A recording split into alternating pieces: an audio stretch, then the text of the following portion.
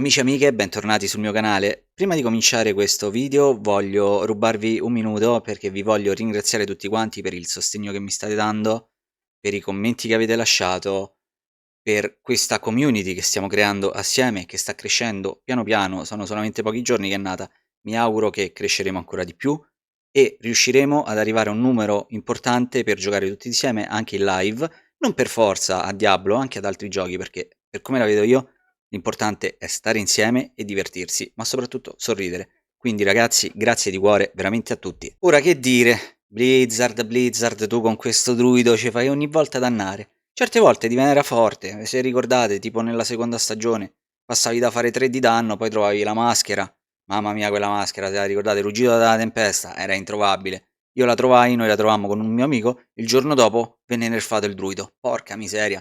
E vabbè, tutte le altre stagioni, che Bodica fa. Poi arriva il giorno dello sminuzzamento, lo sminuzzamento diventò forte, pochi giorni dopo venne nerfato anche quello. Allora, signori di Blizzard, io vorrei sapere, ma il druido, no? Che cosa vi ha fatto? Perché è una classe bella, è divertente da giocare, è simpatico come parla, è divertente.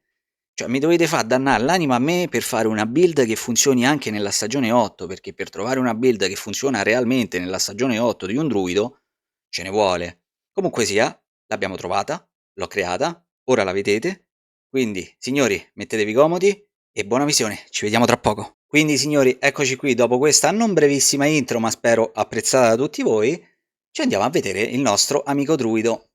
Come al solito partiamo dalle caratteristiche, quindi inizialmente vediamo la potenza offensiva che abbiamo 48.778, questa può cambiare, può variare in base agli item che avete e agli elisir che avete preso e tante altre cose.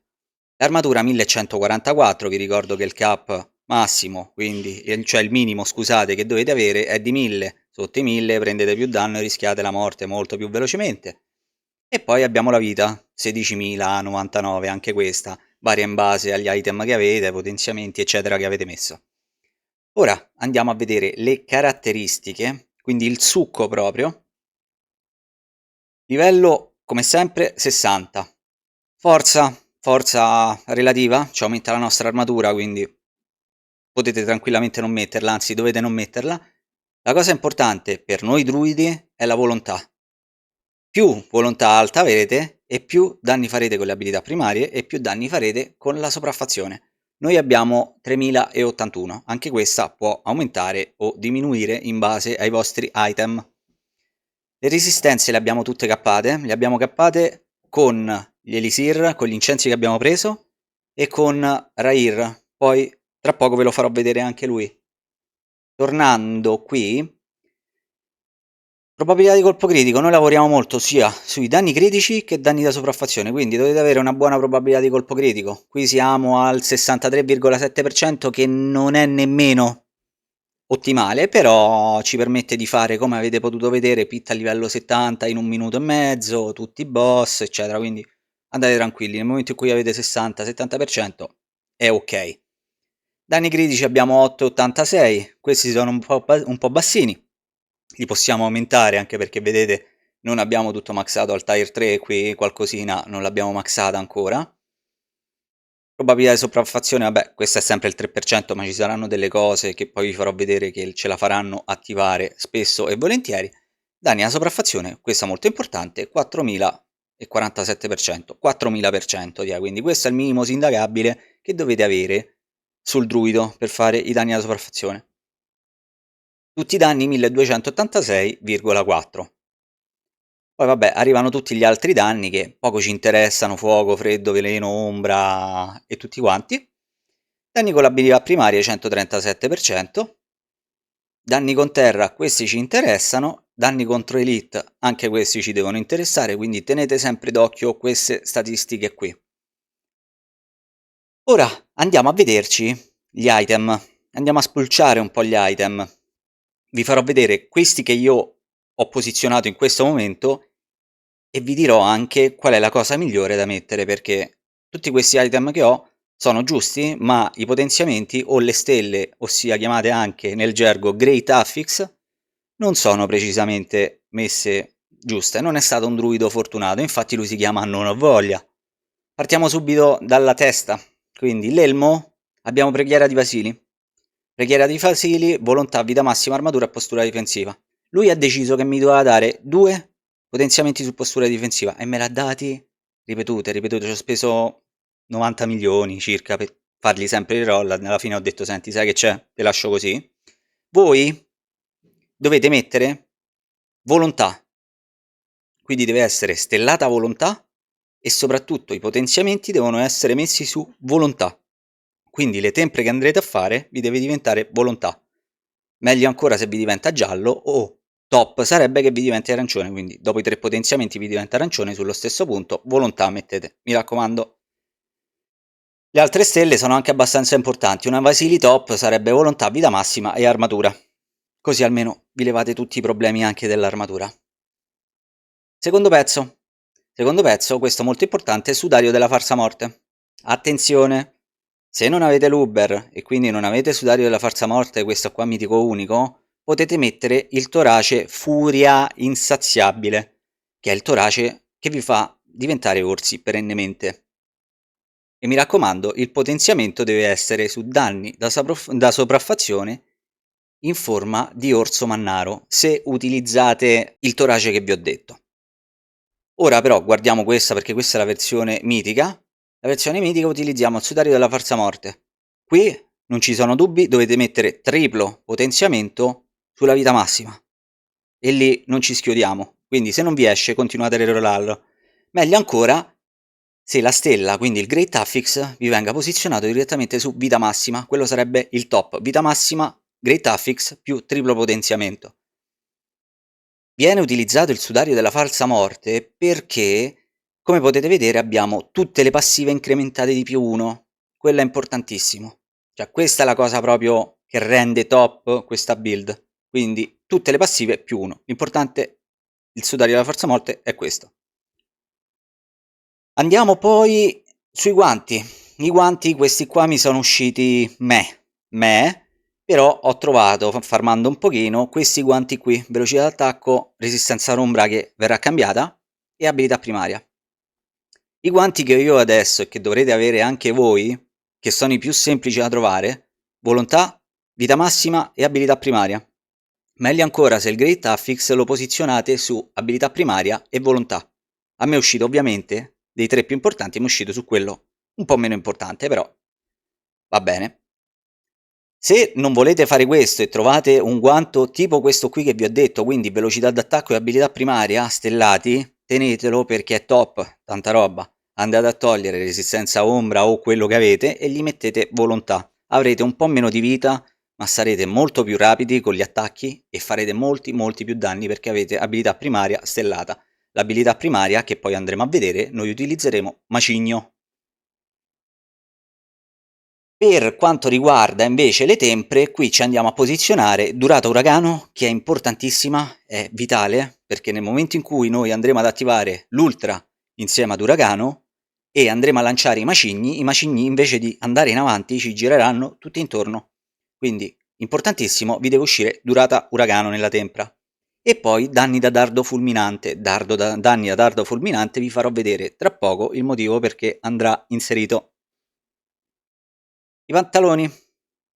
Per quanto riguarda le gambe, dobbiamo posizionare volontà di T-Bolt. Questa, per forza.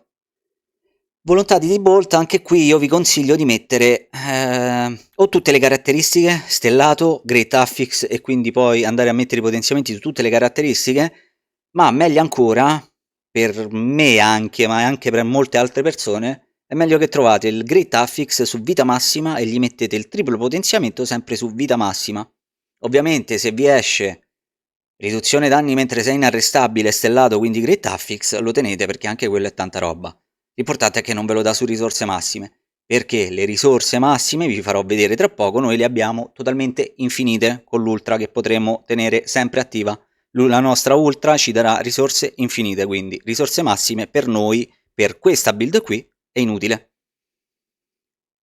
Se lo trovate comunque sia così, tenetelo così perché tutte le caratteristiche comunque vi aumenta le caratteristiche e un pochino vi va anche a aumentare la vita, quindi va bene anche così.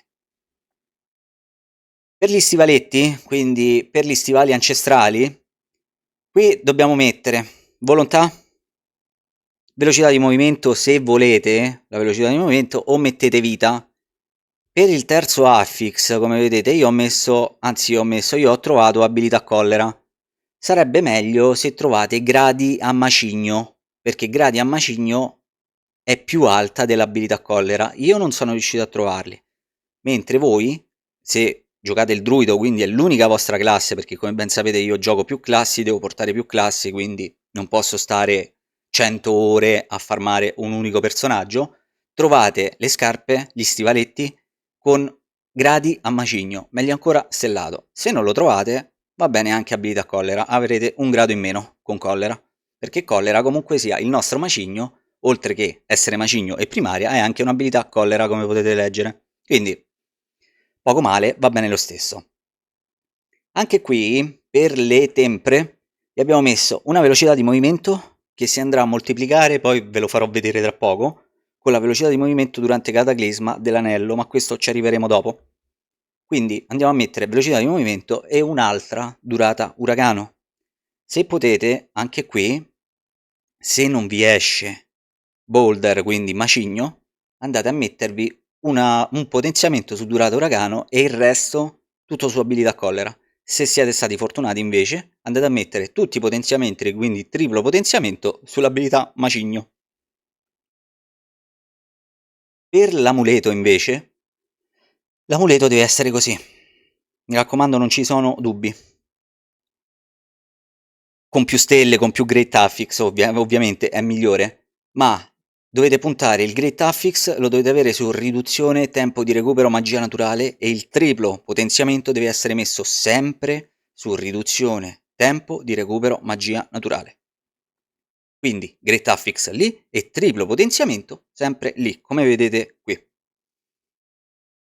Scendendo giù, questa qua, scusate, questo qua era quello là che vi dicevo. Questo è importante per far girare la nostra build, quindi questo lo dovete avere per forza, non dovete mettere altri amuleti. La sua passiva è lanciare un macigno mentre c'è un uragano attivo, fa sì che il macigno ruoti intorno a noi invece che andare avanti. E quando ruota il nostro macigno infligge il 33% di danni aggiuntivi per ogni macigno rotante, considerato che noi possiamo avere massimo 10 macigni che ci girano intorno. Poi ovviamente io ho il 33, se siete ancora più fortunati lo potrete trovare al 40, che farete danni ancora aumentati in moltiplicativo. Per quanto riguarda l'anello deve essere per forza, anche questo, l'anello miolnico. Per quanto riguarda l'anello miolnico, io non sono stato fortunato su questo perché mi è uscita la stella su tempesta interminabile. Non dovrebbe andare qui, perché questa qua è una passiva che ti permette di aumentare il tempo della tua ultra, quindi di cataclisma e di uragano. Voi dovrete trovare la stella e metterli 3 potenziamenti, se potete sempre, su probabilità di colpo critico. Importante, mi raccomando, Great Affix, probabilità di colpo critico. Poi se volete andare a aumentare anche un po' tempesta interminabile perché vedete che la vostra ultra termina prima che si sia ricaricata, allora lì potete andare a fare questo ragionamento e lo potete mettere sia il potenziamento che il Great Affix. L'altro anello deve essere questo, anello dei cieli senza stelle. Importante perché non tanto per spendere la tua risorsa principale riduce il costo, perché noi, come vi ho detto, non la spendiamo la risorsa principale, è infinita quando abbiamo il cataclisma. Però ci aumenta i nostri danni del 10% per 3 secondi fino a un massimo del 50%, che è tantissimo. E qui dovete avere il Great Affix e il triplo potenziamento per forza di cose su abilità primaria, che ci si va sempre ad ammucchiare insieme a macigno e a tutti gli altri bonus che abbiamo messo. Quindi dobbiamo mettere triplo potenziamento su abilità primaria. Se non vi esce continuate a rerollarlo finché non vi esce quello. Per quanto riguarda le armi, non utilizziamo un'arma a 2 mani, ma bensì utilizziamo 2 armi o, meglio ancora dette, un'arma e un totem, perché qui noi abbiamo bisogno di 2 infusioni, se no non ci arriviamo. Sulla mazza dobbiamo avere volontà, vita massima e danni da sopraffazione. Se non la trovate con danni da sopraffazione, potete sempre scegliere di mettere danni critici al posto di sopraffazione, ma mi raccomando, volontà e vita massima ce la dovete avere sempre. Danni alla sopraffazione, come vi ho detto, se non la trovate, danni critici e siete a posto. Per le tempere, probabilità di raddoppiare i proiettili lanciati da macigno e probabilità di colpo critico di terra. Ora vi faccio vedere anche l'infusione, così almeno la potete controllare.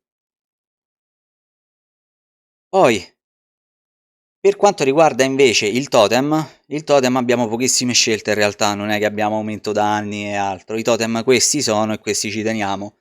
Dovrete trovarlo così, proprio per forza, mi raccomando. Volontà, vita massima e probabilità di colpo critico. Probabilità di colpo critico ci andrà poi in moltiplicativo con la tempra, che andremo a mettere probabilità di colpo critico di terra, quindi questo dovete metterlo per forza.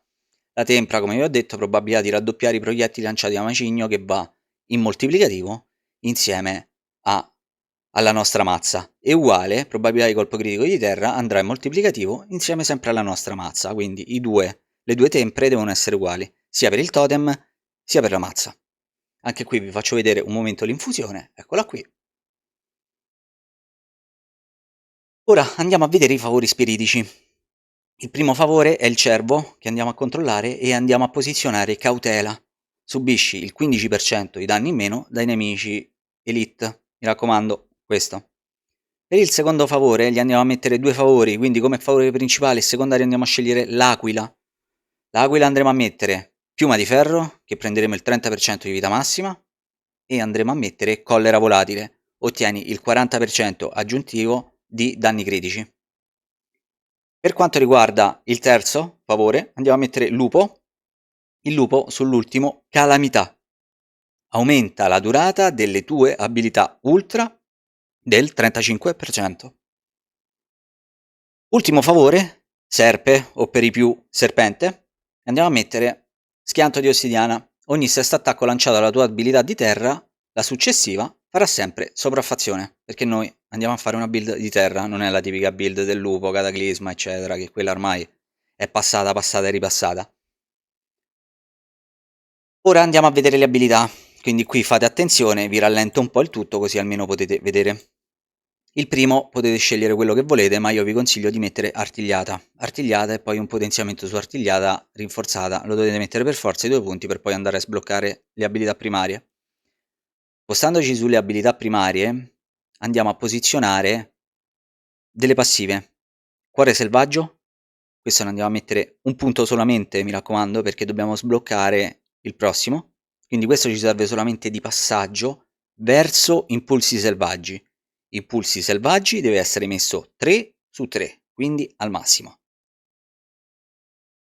Qui le primarie basta perché noi non andremo con queste primarie.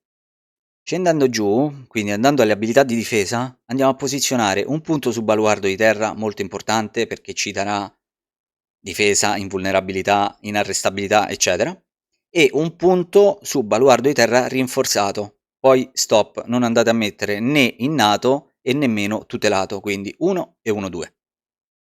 Da qui poi andiamo a mettere corazza del ciclone, sempre un'abilità difensiva, abbastanza importante anche questa per il processo della nostra build. Mettiamo un punto, andiamo a potenziarlo col ciclone rinforzato e andiamo a potenziarlo con ciclone innato.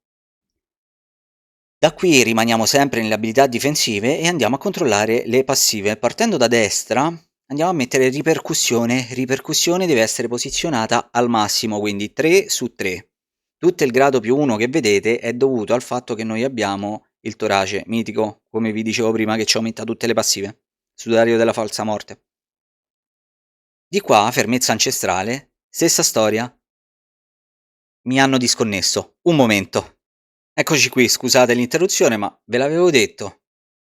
Non gli sta simpatico il druido a mamma Blizzard. Io ve l'ho sempre detto. Comunque sia. Eravamo rimasti a fermezza ancestrale che mettevamo 3 punti più 1. Da qui ci spostiamo poi su vigilanza. Anche questo deve essere maxato, quindi 3 punti su 3. E qui ci fermiamo. Scendiamo al piano di sotto e andiamo alle abilità compagni. Le abilità compagni non verranno messe perché questo qua non è una build compagni, mi raccomando. Qui andiamo a posizionare solamente i 3 punti, quindi il massimo, su attitudine ferina. 3 punti, 3 su 3. E stop. Scendendo giù, quindi sulle abilità collera, qui viene il succo, che è qui dove gira il 95% della nostra build. Partendo dalla nostra passiva andiamo a mettere tempesta interminabile al massimo. Vedete?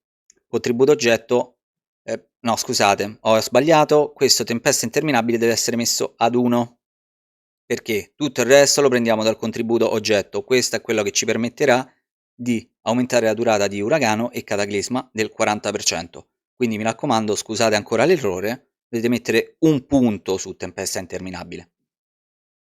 Da qui poi andiamo su uragano. Uragano dobbiamo mettere sempre un punto, questo è quello che ci girerà intorno, in cui ci faremo girare macigno come vi avevo detto poc'anzi.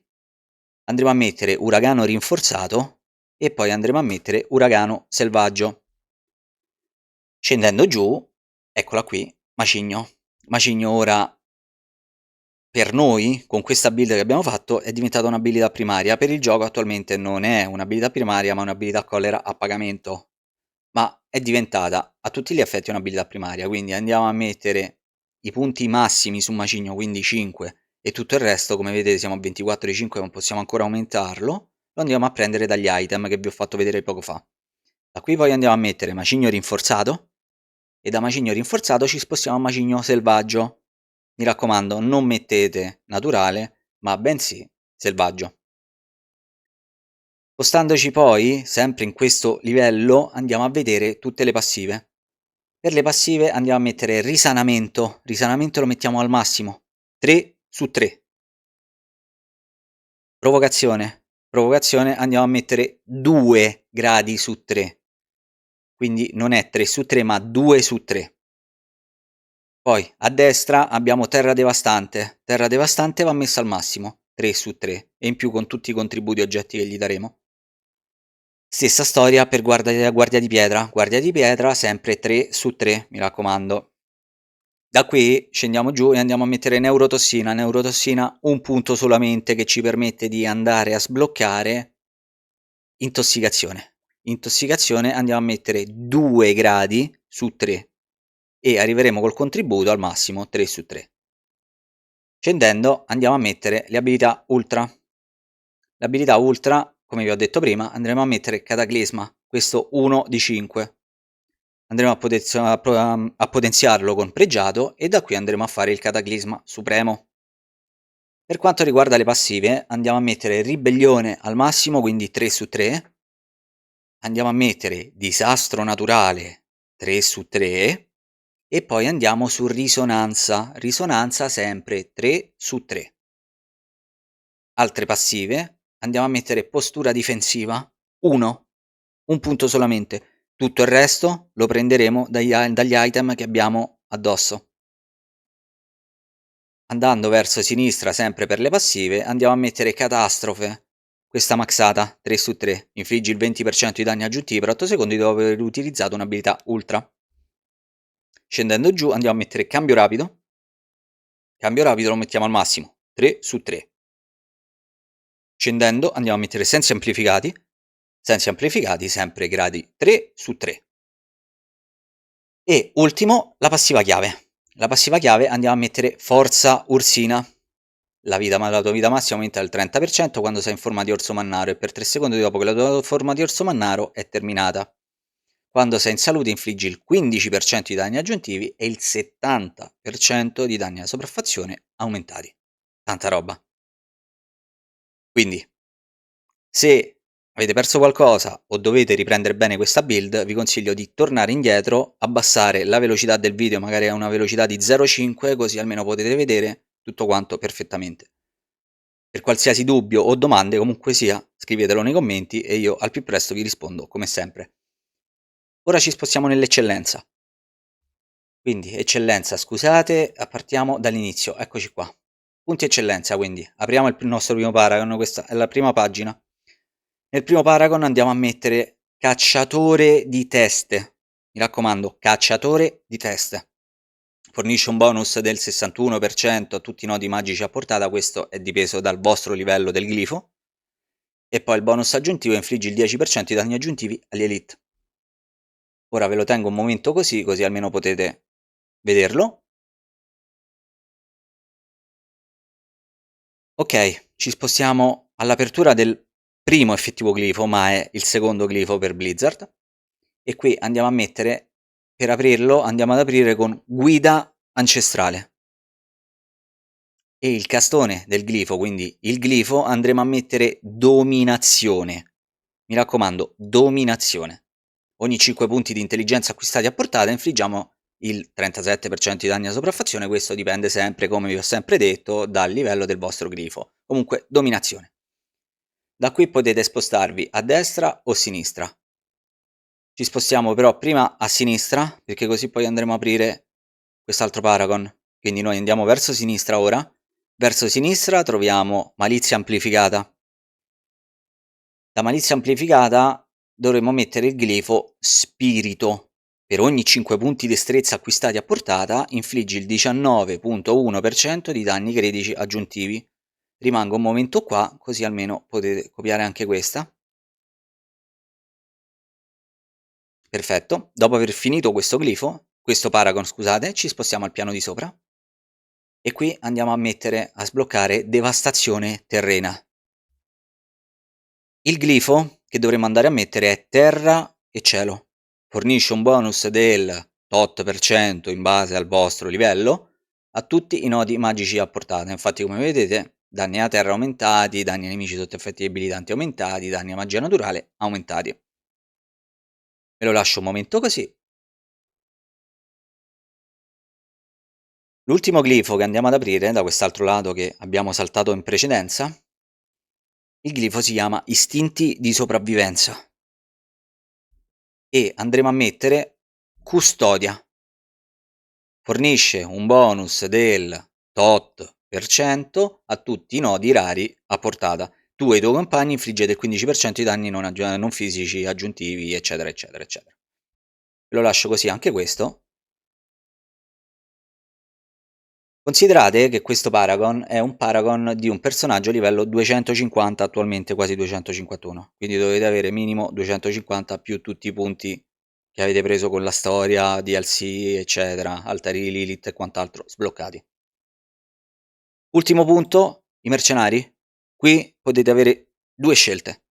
O mettete come me Rair, perché avevo un piccolo, lieve, diciamo lieve, problema di resistenza a tutti gli elementi, quindi ho deciso di mettere Rair, oppure potete mettere, come al solito, il nostro caro amico Subo. Ma se volete riprendere esattamente questa, vi consiglio di mettere Rair. Rair andremo a mettere Ardimento, per startare ovviamente, poi ci sposteremo verso destra e metteremo Schianto a terra, da Schianto a terra andiamo Egida di Rair, e poi andiamo su Bastione, giustamente come sempre, e da Bastione andiamo a Ispirazione. I rinforzi mettiamo Variana. Variana brama di sangue e si attiva quando noi lanciamo macigno, ossia sempre. Se voi avete invece deciso di mettere Subo, al posto di Variana mettete Rair con Bastione, mi raccomando. Ultima cosa e poi andiamo a concludere, usciamo un attimo così vi faccio vedere effettivamente come lavora la build. Voi quando siete in combattimento, vabbè non ho preso Elisir eccetera, ma tanto poco male siamo nell'overworld, dovete mandare prima di tutto Cataclisma. Cataclisma è la nostra ultra, quindi lanciate Cataclisma, da Cataclisma lanciate Uragano e dopo lanciato Uragano cominciate a lanciare Macigno che vi cominceranno a girare intorno. Macigno va spammato, quindi dovete fare Ultra, poi lanciate Uragano e da qua cominciate a lanciare i macigni, vedete che vi girano tutti intorno, la vostra potete continuare a spammarlo insomma senza problemi e niente, continuate a camminare, mo non c'è nessuno giustamente, vabbè, e eccoli qua. Spammate, spammate, spammate, tanto vedete che non vi termina mai. Come avete visto ho riattivato anche l'ultra perché con questa build la nostra ultra si ricarica prima che finisca, quindi potete ricontinuare a spammarla. Voi fate comunque sia girare sempre i massi perché i massi dopo un tot finiscono, ma se voi continuate a spammare, questa qua continuerà all'infinito a girare, vedete, anche se rimaniamo fermi, lei continuerà. Non abbiamo poi problemi di sorta di spirito, che vedete finisce, ma noi possiamo continuare. Finisce perché mi sono dimenticato di farvi vedere una cosa. Ora torniamo un attimo indietro che vi faccio vedere perché finisce. Non è che finisce per un determinato caso, ma non vi dovete preoccupare, anzi è un bene che finisca questa cosa perché vuol dire che sta funzionando il tutto. Ora, picchiando tutto il mondo, torniamo un momento a Kerrigar. Eccoci qua. Finisce perché noi abbiamo messo Igni e Quax, mi raccomando. Igni e Quax va messo sul torace. Accumuli un'offerta di ogni 0,3 secondi lanciando un'abilità non base, e lanciare un'abilità che non sia base o difesa consuma tutta la tua risorsa principale, quella che vi avevo fatto vedere prima, per aumentare i vostri danni fino al 100%. Sui pantaloni invece, sulle protezioni gambe, insomma, andiamo a mettere Nock e Xan. Se infliggi un effetto debilitante, ottieni offerte doppie se non è un rallentamento o un raggelamento. Voi considerate che noi con questi massi, con boulder, insomma con macigno, il nostro macigno è anche velenoso, quindi questa procca sempre. E una volta raggiunto le 60 volte, ma istantaneo perché noi continuando a girare non ve ne accorgete nemmeno, il tuo attacco successivo ti garantirà sempre colpi critici e sopraffazione per 0,35 secondi. Quindi voi lo avrete sempre attivo. Per quanto riguarda invece sulla testa, andiamo a mettere doppia volontà, mi raccomando, io ho messo quella da 100, da 100.000, se non ce l'avete potete mettere anche quella che vi dà volontà più 40 più 40. Sull'amuleto e sugli anelli ho messo 2 teschi e un diamante, dovrebbe essere sì, un diamante, 12% di resistenza, e i teschi invece vi danno armatura. Per quanto riguarda le armi, quindi mazza e totem, potete fare una scelta. Potete mettere o loro che vi danno danni critici, oppure potete mettere danni da sopraffazione, il rubino, quello rosso, mi raccomando. Questa è a scelta vostra. Io ho messo questi qua per aumentare un po' i danni critici che ce li avevo troppo bassi. Se invece al contrario di me avete più danni critici che danni da sopraffazione, andate a mettere direttamente i rubini, che sono quelli, mi raccomando, rossi. Ultimo, ma non per importanza, andiamo a vederci i poteri dei boss. Mi raccomando, i poteri dei boss devono essere così, precisi, niente più e niente meno. Come potere primario andiamo a mettere quadrato fulminante di Grigoir. Come avete visto, mentre noi andiamo in giro, vedete anche tutti quei fulmini che ci cadono dall'alto, e è proprio lui che ci permette di farli. Come passive, quindi come modificatori, andiamo a mettere raggi oculari di Belial, andiamo a mettere fiamme di Cinerat, ed andiamo a mettere salva dell'artefice dell'odio. Mi raccomando, queste 4. Ve le ripeto: principale quadrato fulminante di Grigoir, modificatore raggi oculari di Belial, fiamme di Cinerat e salva dell'alfiere dell'odio. E quindi signori, anche oggi abbiamo terminato il nostro video tutorial su una build che vi permette, come avete potuto vedere, di fare qualsiasi cosa. Forse questa è l'unica build o una delle 2 build per il druido che vi permette di fare contenuti endgame, boss in solitaria, pit alti e abbastanza alti, 70, il livello 70-75 come avete visto lo facciamo in 1 minuto e 30, 2 minuti. Già all'80 potrete metterci 2-3 minuti, 3-4 minuti al massimo, proprio se andate abbastanza lenti. Però è l'unica build per il druido attualmente utilizzabile e anche molto divertente, molto chill perché non morite, potete stare tranquilli che avete sempre fortificazione con l'ultra e state tranquilli, e farete anche, come si dice dalle parti mia, un fracco di danno. Quindi signori, io vi ringrazio per la visione, mi raccomando lasciate un like, un commento e una condivisione e ci vediamo al prossimo video. Buona serata, ciao ciao!